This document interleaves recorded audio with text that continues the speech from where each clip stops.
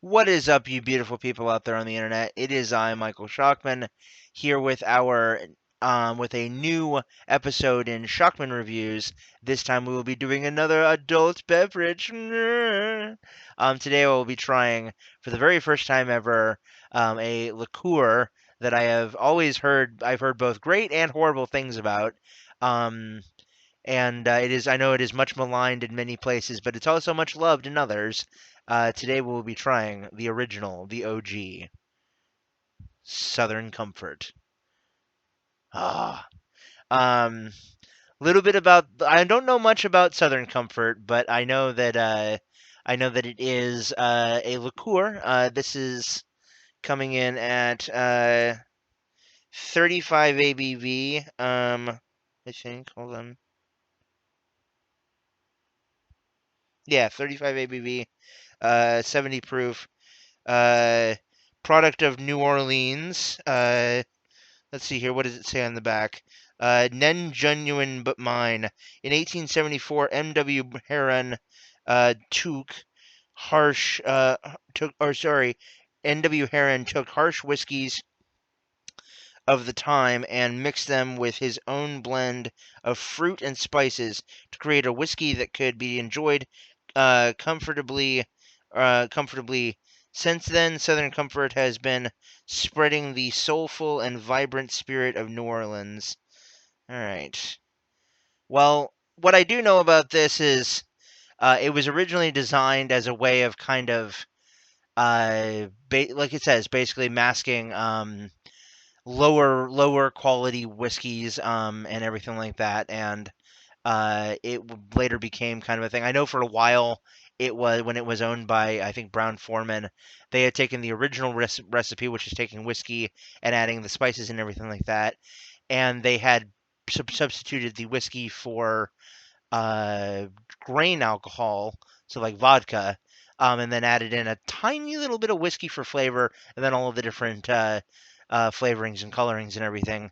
But then when Sazerac took over it, they ended up taking it back to the original recipe. I've also heard that this smells both either like grapes, either like grape soda, or like off-brand grape soda, or it smells like gummy bears. It also tastes kind of very much of honey, a little bit of whiskey, almost no oak, a little bit of like cinnamon on the back end. So we will have to wait and see how it goes. I don't know much aside from that. But yeah, let's go ahead and do a dram and see what we can find out about this, shall we?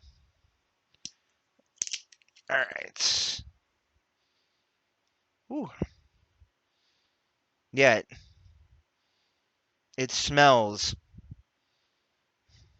Hold on.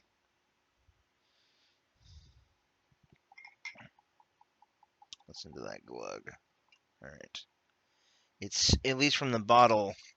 It smells very much less like, I would say, less like grape soda or gummy bears, and more kind of like bubble gum. Yeah, very much more like bubble gum. There is a little bit of of a whiskey hint in there, but it's very fruity. It smells ungodly sweet. So, cheers.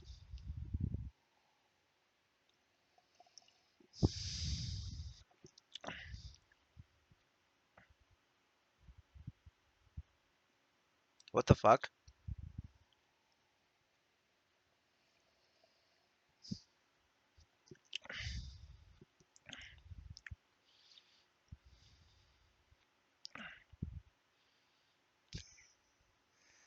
That is dangerous. Oh my god. Oh,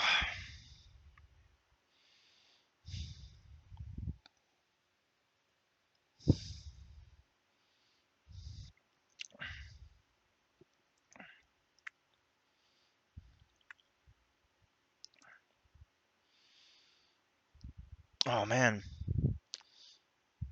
That's dangerous. Yeah. All right. So, tasting notes. Immediately on the front of the palate. It is. honey, distilled water, a tiny bit of like grape and maybe some peach, a little bit of licorice kind of undertones, and then it kind of fades onto the middle palate where it just turns into like straight up like corn syrup and water, and then it finishes on the back of the throat like nothing. But then once it hits your esophagus and goes, or it hits your throat and goes all the way down into your thing, it warms. That is dangerous. I would be interested to see how it tastes on ice. But it's so light. Like, it is so light. It basically just tastes like slightly flavored, overly alcoholic, simple syrup, basically. That is way too easy to drink.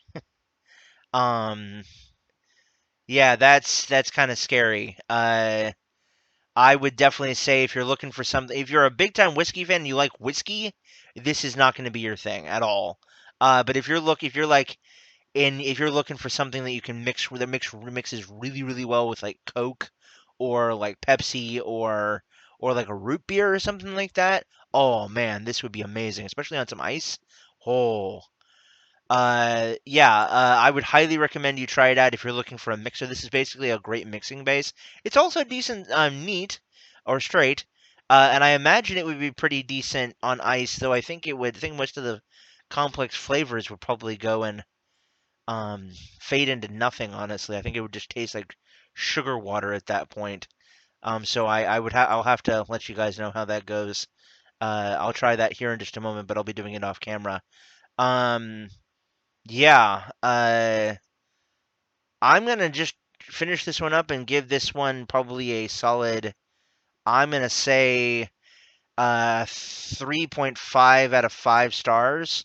It's not the greatest I've ever had, but it's certainly not offensive, and it is if you're looking for something that just tastes very smooth and very simple, looking for something to warm your innards on a cold winter's day like today, this is perfect. So yeah. Thank you guys so much for joining me. This will about do it for today's episode. Check out the description down below to find out how you can best support my work financially. Be sure to like the video, subscribe to the channel, and ring the bell icon so you never miss an episode. And until next time, bye bye for now. Thanks for watching, folks. Hope you enjoyed. If you did, please be sure to like, subscribe, and ring the bell icon so you never miss an episode. Secondly, if stream bucks are plentiful, please consider supporting the channel either by subscribing on Twitch, pledging on Patreon, or by grabbing some merch over at the Shock Shop. The links to all of these will be in the About section and in the description down below. Again, thank you to all of our supporters for all of the likes, shares, and views. I really appreciate it, and without all of you, our work here would not be possible. I'm Michael Shockman, folks. I've been your host and commentator, and remember, keep it real, keep it safe, keep it healthy, and we will see you guys all again soon in the next one. Peace off, everybody.